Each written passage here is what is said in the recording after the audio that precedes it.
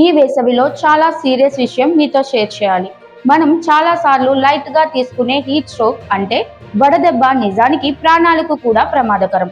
ఎండలో ఎక్కువసేపు ఉంటే శరీరం వేడిని కంట్రోల్ చేయలేకపోతుంది. అప్పుడే హీట్ స్ట్రోక్ వస్తుంది. శరీర ఉష్ణోగ్రత 104 డిగ్రీలు దాటిపోతోంది. ఇది చాలా డేంజర్. మీకు లేదా మీ దగ్గర వాళ్ళకి తలనొప్పి, జ్వరం, అలసట, తల తిరగడం, వాంతులు, గందరగోళం లేదా మూర్ఛ లాంటి లక్షణాలు కనిపిస్తే వెంటనే అలర్ట్ అవ్వాలి. ముఖ్యంగా పెద్దవాళ్ళు, చిన్నపిల్లలు, ఎండలో పని చేసే వాళ్ళు చాలా జాగ్రత్తగా ఉండాలి. ఇప్పుడు మీరు ఏం చేయాలి అంటే ముందుగా ఆ వ్యక్తిని వెంటనే చల్లటి ప్రదేశానికి తీసుకెళ్ళండి. బట్టలు సడలించండి, చల్లటి నీళ్లు ఇవ్వండి, శరీరాన్ని చల్లబరచడానికి ఐస్ ప్యాక్స్ పెట్టండి. పరిస్థితి సీరియస్ గా ఉంటే ఆలస్యం చేయకుండా 108 కి కాల్ చేయండి లేదా దగ్గరలోని హాస్పిటల్ కి తీసుకువెళ్ళండి.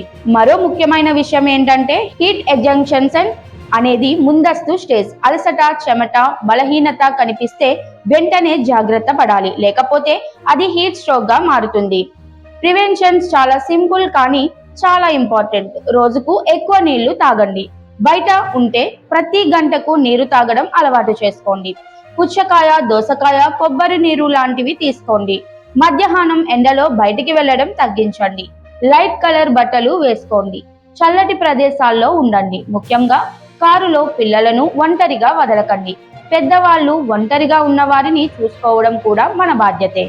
మొత్తానికి హీట్ స్ట్రోక్ చిన్న విషయం కాదు, కానీ మనం కొంచెం జాగ్రత్త పడితే ఈ ప్రమాదాన్ని పూర్తిగా నివారించవచ్చు. కాబట్టి ఈ వేసవిలో సేఫ్ గా ఉండండి, మీ కుటుంబాన్ని కూడా సేఫ్ గా ఉంచండి.